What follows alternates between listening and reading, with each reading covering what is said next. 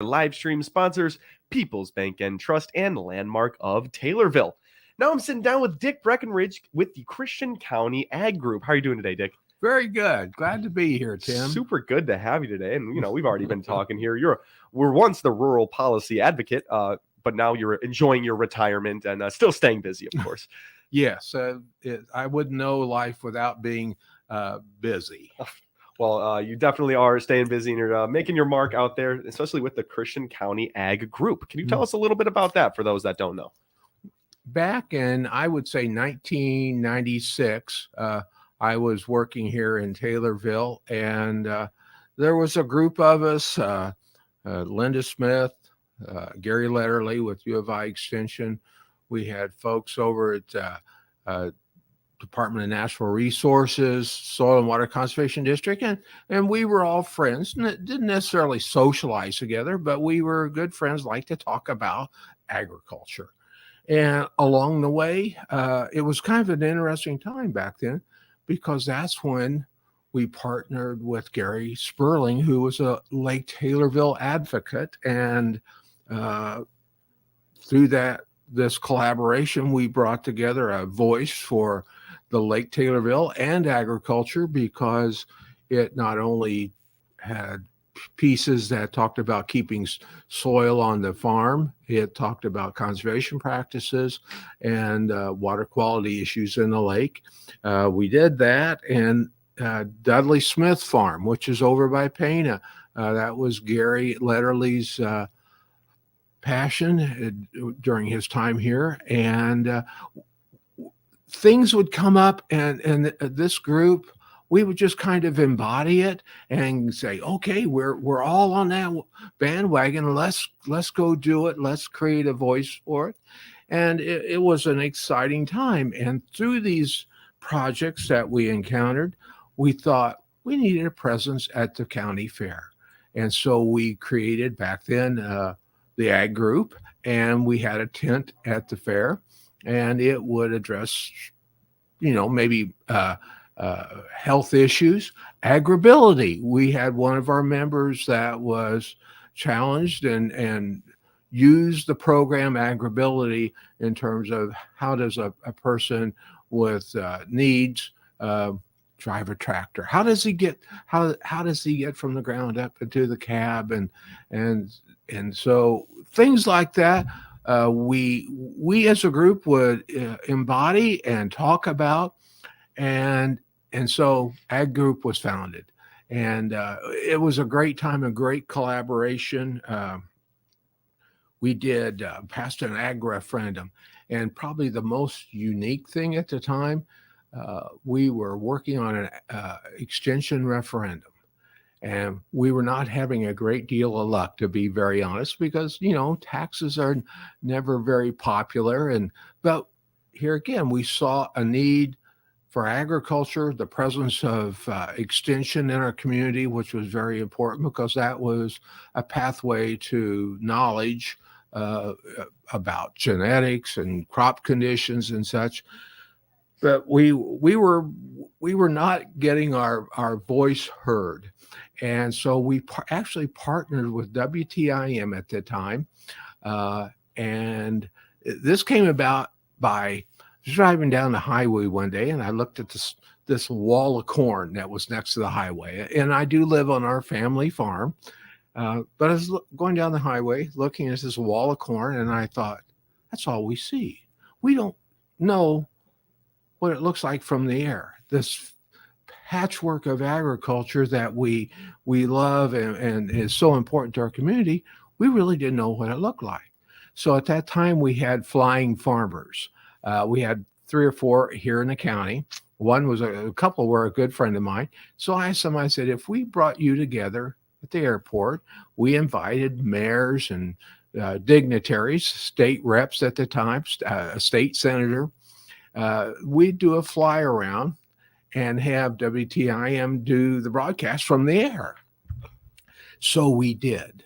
And it was an eye-opening experience for everyone, because they had just never thought about what agriculture looked like from the air and how big it was, how beautiful it was. And, here was the lake and here was the town and here were these beautiful green crops of corn and soybeans out there.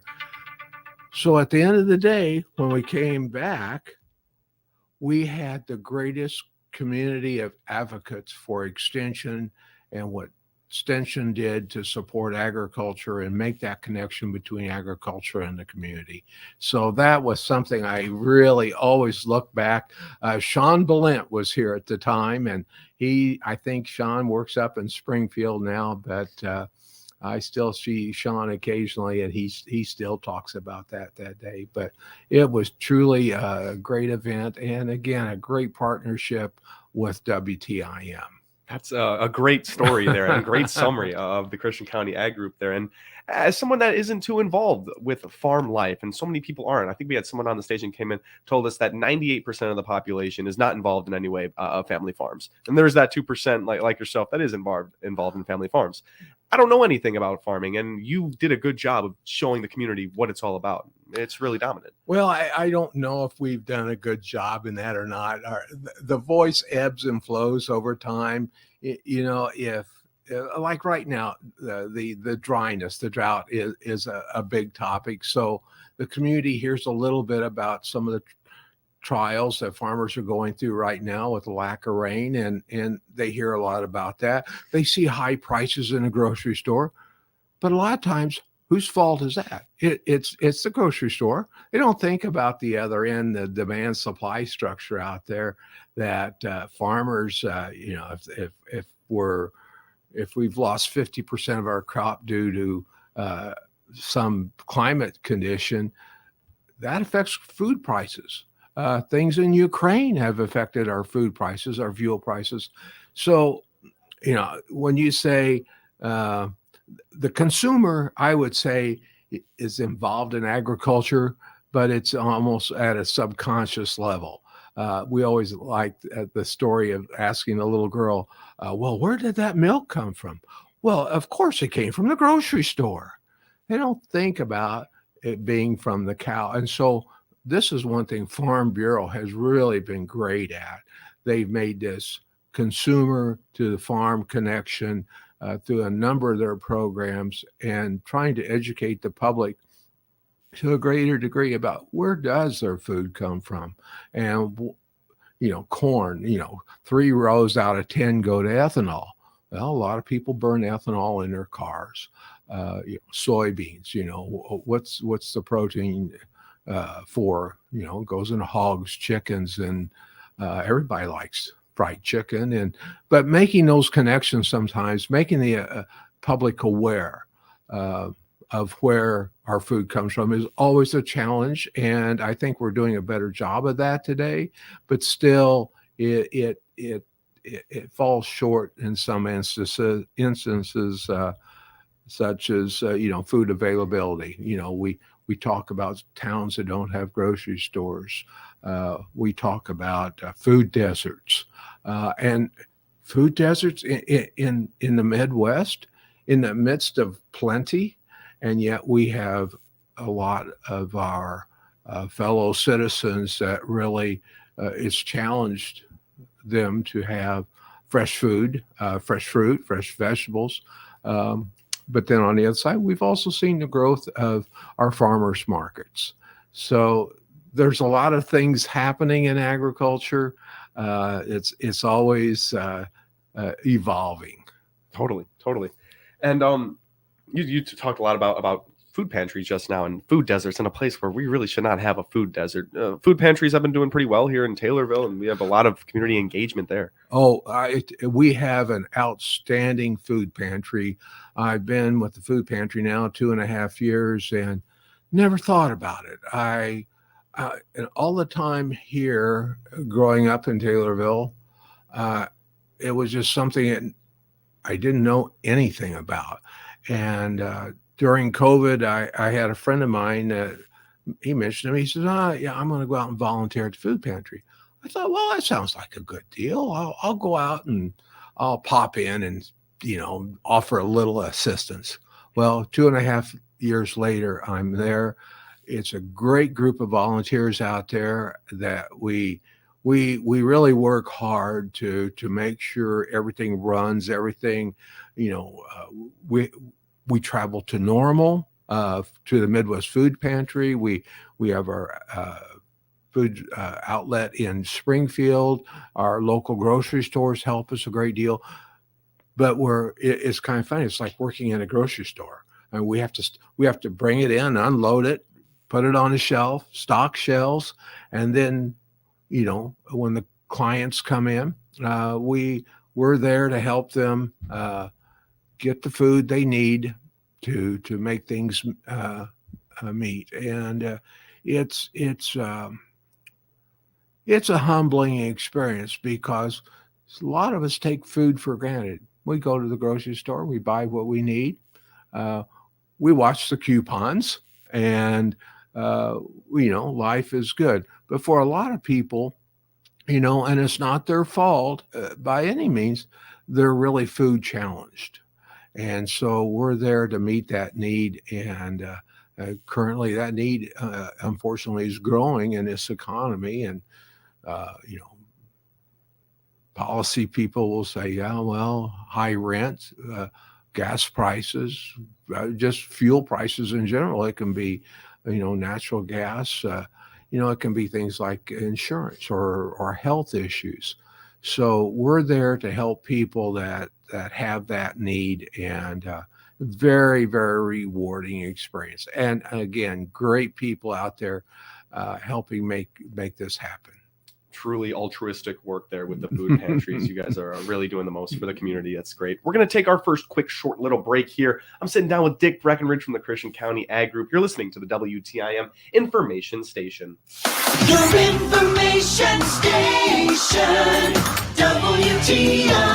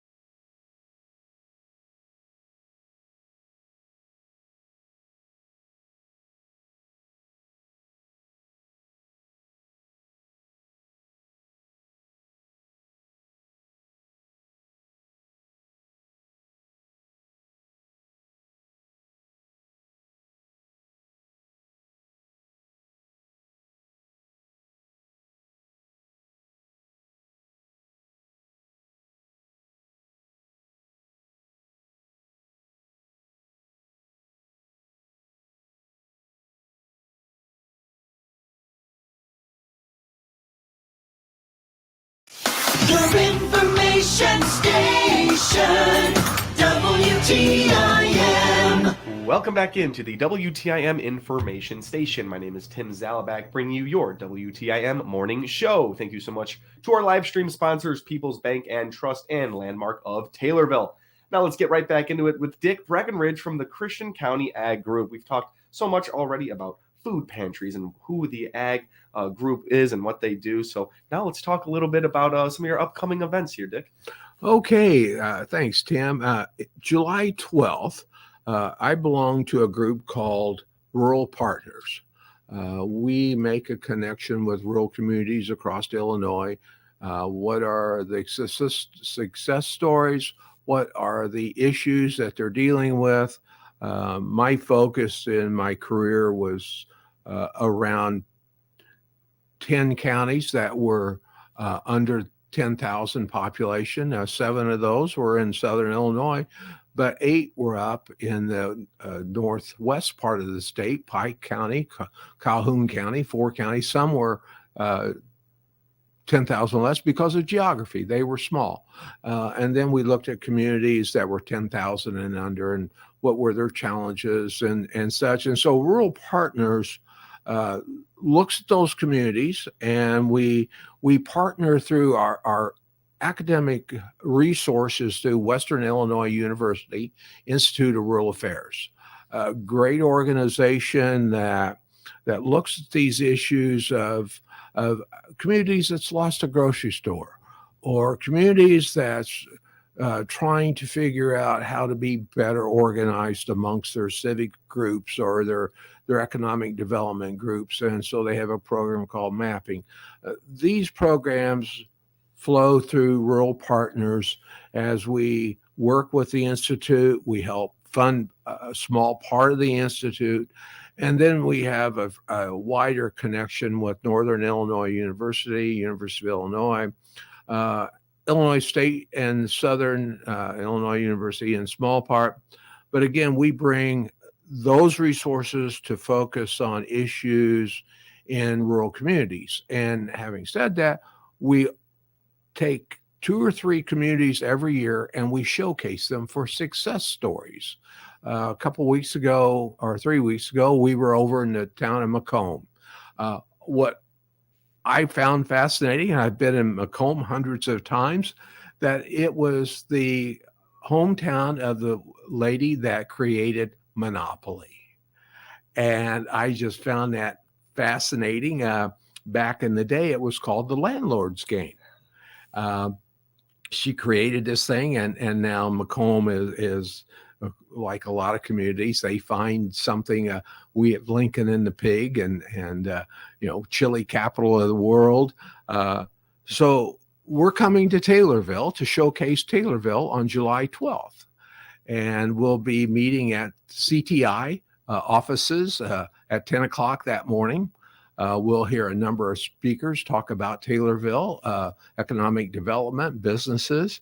And then we've lined up 2 buses, and we're going to do a tour of Taylorville. We've not done that before. It's almost going back to that airplane, seeing it from the air. But a lot of times in these showcases, we just do the square, the downtown. I thought there was more to the Taylorville story. So we're going to be driving past the high school, Dear Yesteryear, Sloan's Implement, McLean, the airport, Agco. We'll also drive by Hewettville, and we'll have a little bit of a story about how we survived the tornado and how the community came together.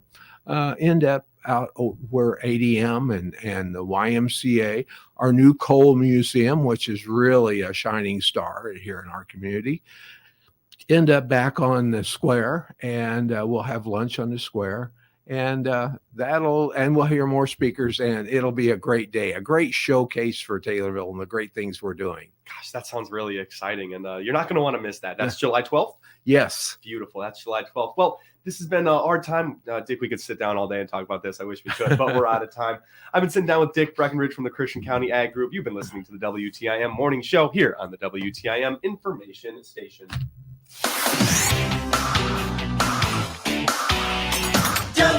WTIM.